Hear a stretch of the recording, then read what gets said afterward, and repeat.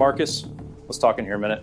This is about the residents' money, the benefits that went missing. $300,000, Marcus, over 4 years. I don't even know how did this. For 9 years, people trusted Marcus Delane Whitfield with the financial lives of adults who could not protect themselves. Every single one of them was wrong too. The two ledgers, Marcus, they don't match. I don't know what to, I need. Everything is just. He would not get another chance to explain himself. Within 48 hours, a forensic accountant from Austin would sit at his kitchen table with two ledgers side by side, and one of them would be a lie. $310,000, 11 residents, 4 years. Marcus Delane Whitfield had been the kindest man on staff at Live Oak Residential Supports, the manager the families trusted, the one who remembered every birthday. That was exactly why it worked. Before we go any further, I want you to think about someone in your life who depends on a caregiver, a parent in memory care, a brother in a group home, an aunt with a home health aide. Now ask yourself, honestly, when was the last time anyone actually checked the numbers on their account? Drop a comment and let me know. And if you're not subscribed yet, now's the time. We hold caregivers accountable every single week because nobody else will. Marcus Delane Whitfield was born in April of 1980 in Waco, Texas, the middle of 3 children in a family that had lived in Central Texas for 4 generations. His mother worked the front desk at a doctor's office off Franklin Avenue. His father was a machinist at a fabrication shop out near the Brazos River, a quiet man who came home smelling like cutting oil and disappeared into the garage until dinner. Marcus grew up watching his grandmother, Ida, care for her own mother in the back bedroom of the family house, feeding her, bathing her, changing her sheets when she couldn't get to the bathroom in time. Marcus was 7 years old the first time he helped his grandmother lift his great-grandmother into a wheelchair. He remembered the woman's hand, thin and cold, wrapping around his wrist. He was not a strong student. His high school transcript from Waco University High showed C's across the board, a single B in a home economics class, and a note from a guidance counselor describing him as quiet, courteous, easily distracted, but genuinely liked by staff and peers. He graduated in 1998 and worked a series of jobs that went nowhere. 6 months at a lawn care company, 14 months stocking shelves at an H-E-B in Belmead, a year and a half at a warehouse that shipped fasteners to industrial customers, where he was written up twice for showing up late and once for falling asleep on a stack of pallets during a night shift. In 2004, his grandmother Ida died. Marcus was 24 years old, adrift, and grieving. His mother sat him down at her kitchen table and told him he was good with people who needed him. She reminded him about his great-grandmother, about how gentle he had been.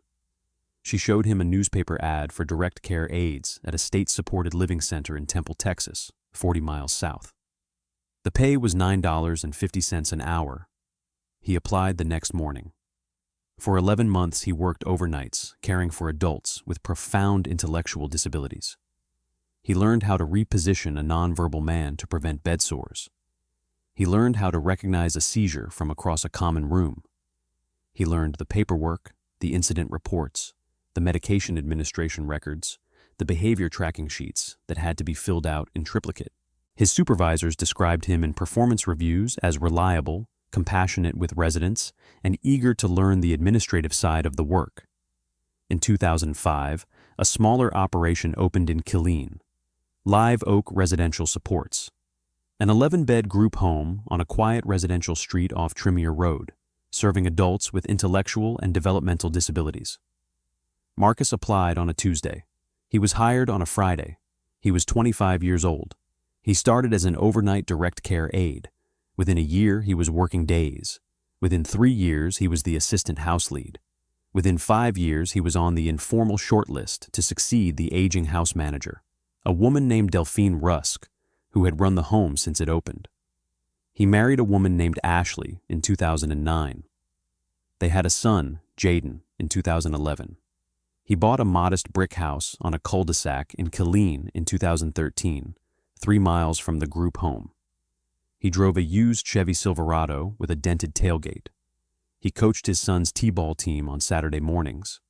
He was, by every visible measure, the exact kind of man that families dropping off a disabled brother or sister at Live Oak wanted to see standing in the doorway. In 2015, Delphine Rusk retired. Marcus was promoted to house manager. The board of directors, 3 volunteers who met quarterly at a Denny's off Interstate 14, voted unanimously. His starting salary was $52,000 a year. His wife cried when he told her. She said she was proud of him. She said their family was finally going to be okay. To understand what Marcus Whitfield did over the next 9 years, you have to understand what a group home like Live Oak actually is and how the money moves through it. Live Oak housed 11 adult residents with intellectual and developmental disabilities. 6 were nonverbal. 4 could speak but could not read or write beyond their own names. One resident, a man in his early 50s named Anthony, had been institutionalized since he was 9 years old and had no living family who visited him. Most of the residents received federal benefits, supplemental security income for those who had never worked, Social Security disability insurance for the 2 who had briefly held jobs before their conditions worsened. The monthly deposits ranged from around $900 to just over $1,600. Federal law recognizes that many people receiving these benefits cannot manage the money themselves.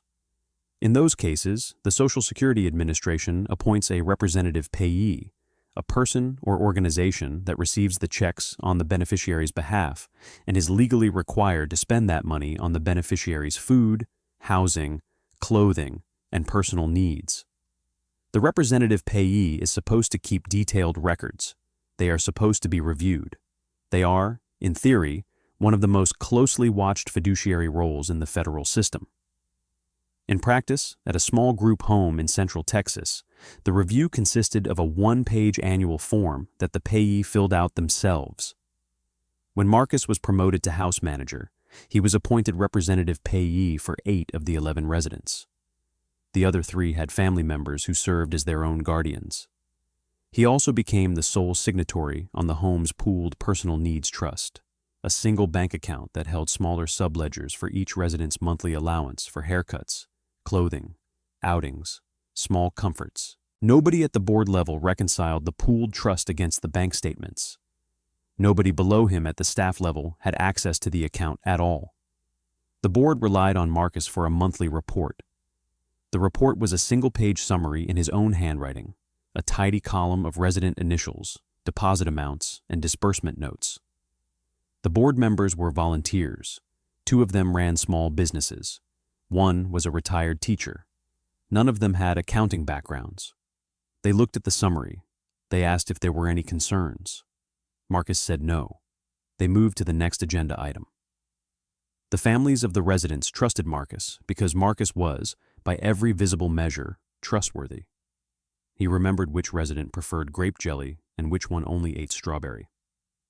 He sat with a nonverbal woman named Denise for 40 minutes on the day her mother stopped coming to visit. He drove residents to their dental appointments in the facility van and stayed in the waiting room the entire time. Families said, in later interviews with investigators, that Marcus was the reason they had felt comfortable placing their loved ones at Live Oak. He was the kind one. He was the one who cared. That was the design of the entire system, and it was the exact opening he needed.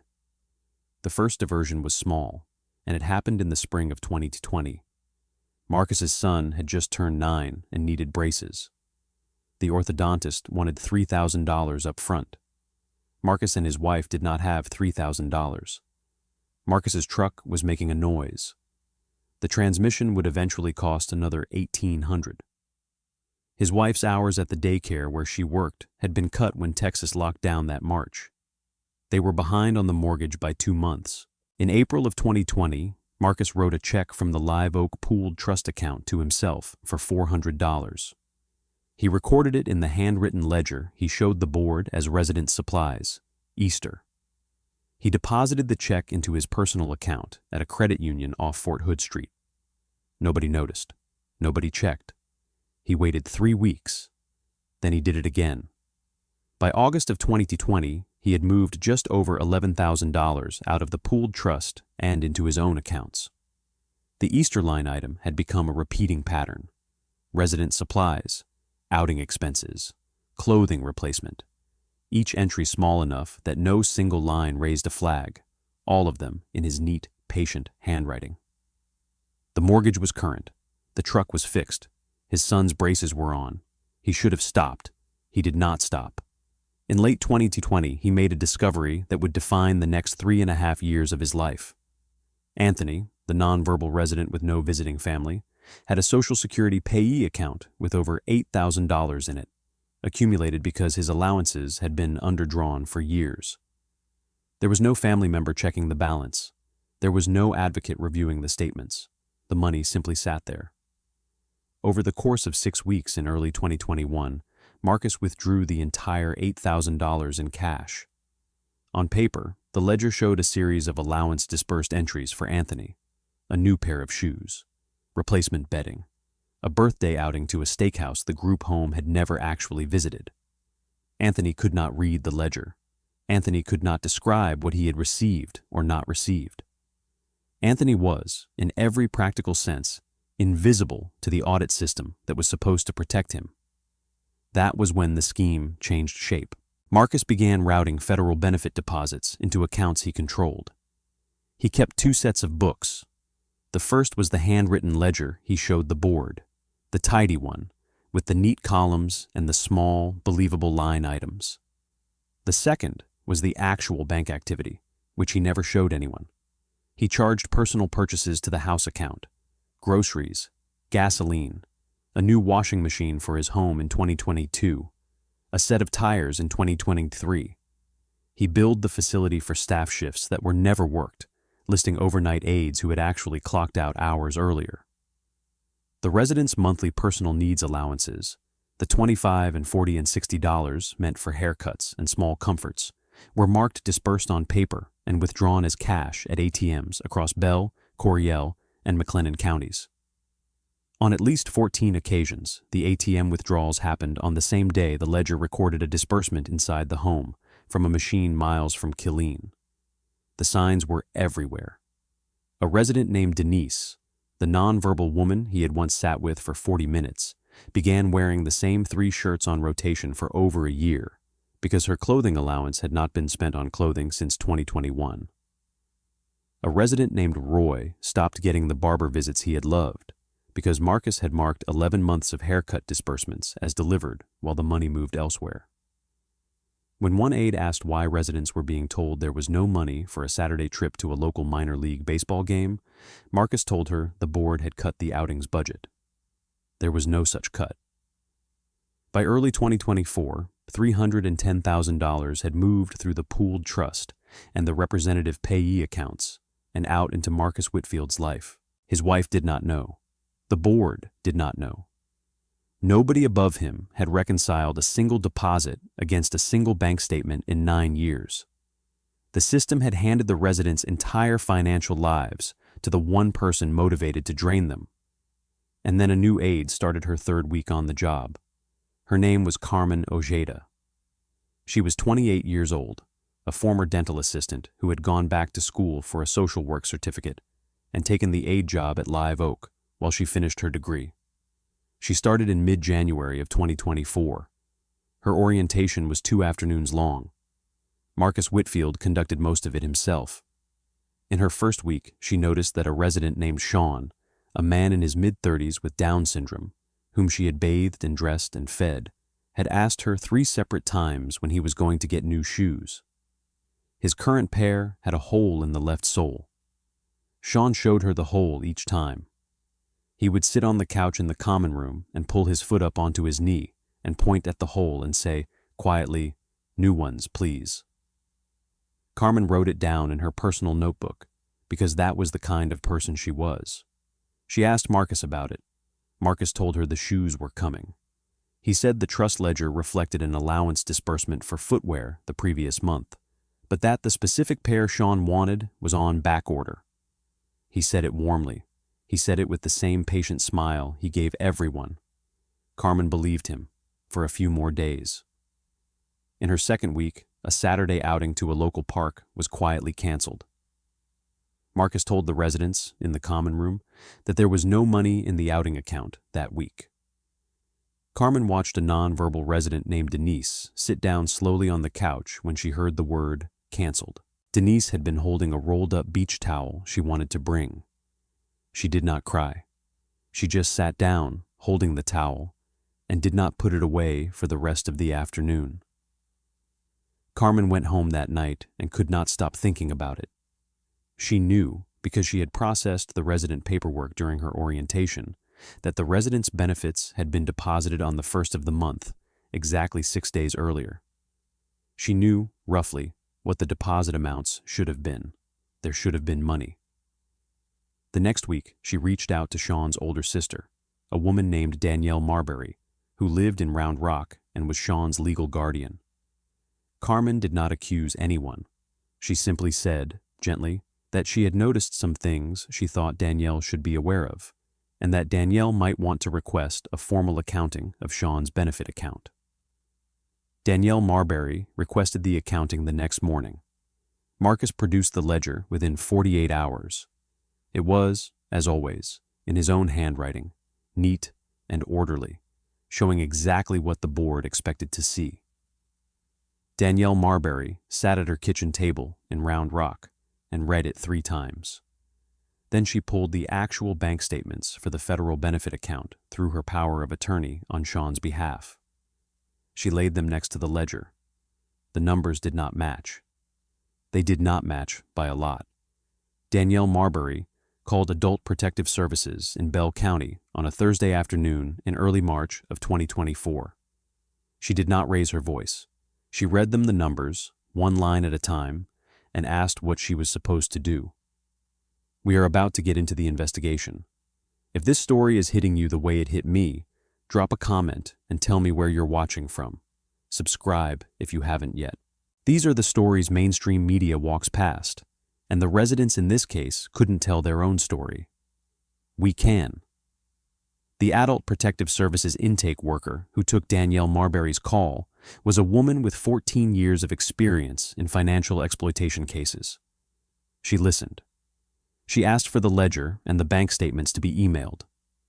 She opened them on a second monitor and set them side by side. Within 11 minutes, she had escalated the case to her supervisor.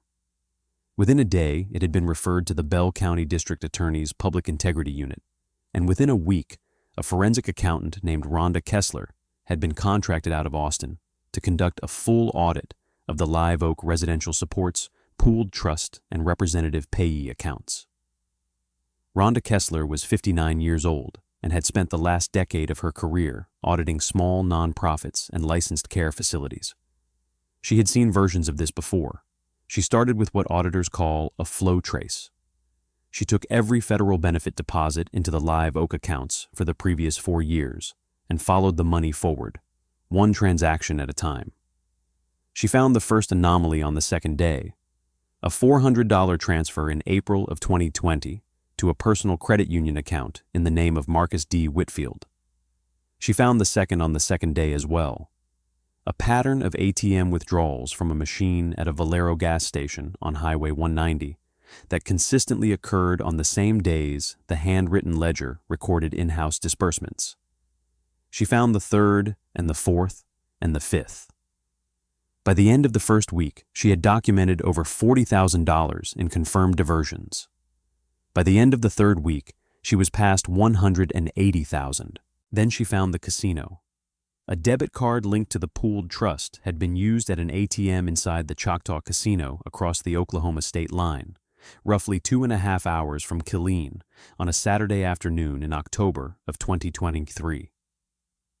The withdrawal was for $600. On that same Saturday afternoon, the handwritten ledger showed an allowance disbursed entry for Anthony, the nonverbal resident with no visiting family, for a birthday outing to a steakhouse in Killeen. There was no steakhouse receipt. There had been no outing. Anthony had spent that Saturday in the common room watching a nature documentary about elephants. The two facts could not both be true. One page in Marcus Whitfield's own neat handwriting. One time-stamped ATM receipt from a casino 3 counties over. That was the smoking gun. That was the moment the case was no longer about arithmetic and became about a person. Investigators executed a search warrant at Marcus Whitfield's home on the cul-de-sac in Killeen on a Tuesday morning in April of 2024. They recovered a plastic file box from the top shelf of his bedroom closet, containing 42 pages of what would later be identified as the real ledger, the second set of books, in his own handwriting, tracking the actual movement of resident funds into and out of his personal accounts. They recovered receipts. They recovered a Chevy Silverado with new tires purchased on the house account.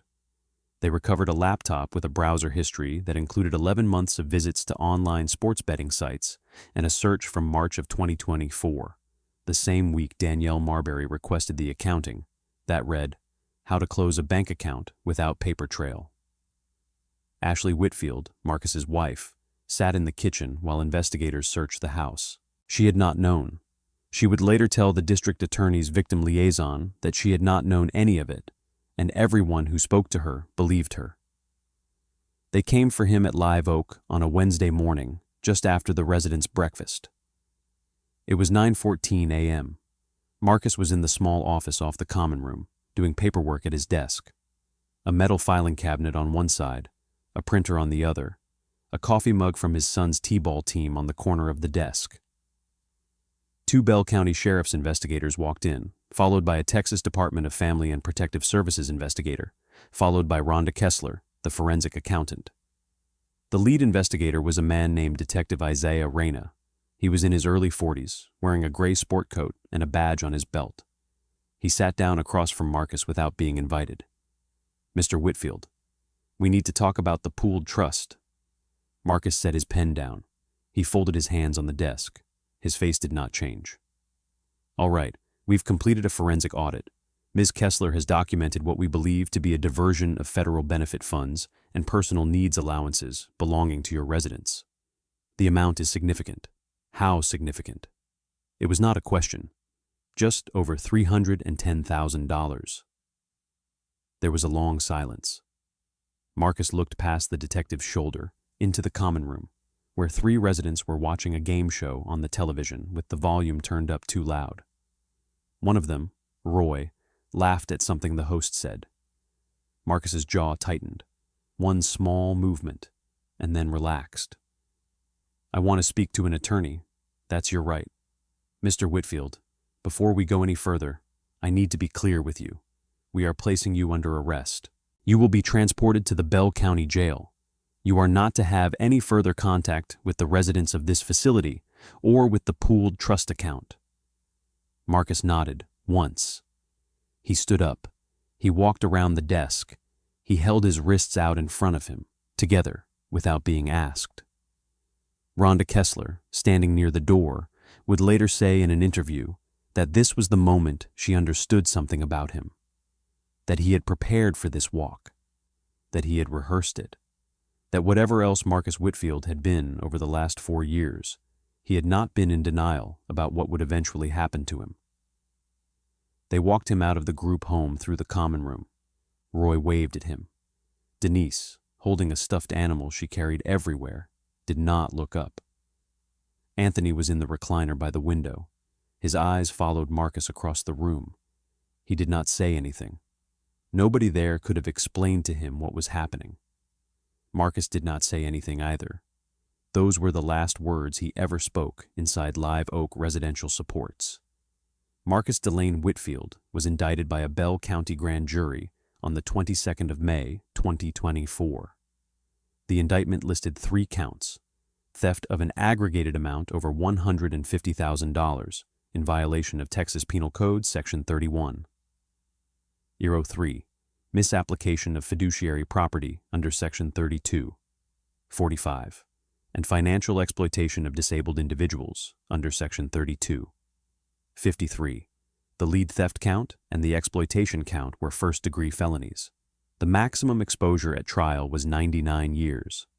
His attorney was a Killeen defense lawyer named Curtis Amato, who had represented him during the investigation and who negotiated for the next 11 weeks with the Bell County District Attorney's Office. The plea negotiations were not particularly complicated. The evidence was overwhelming. The ledgers were in his handwriting. The bank records were unambiguous.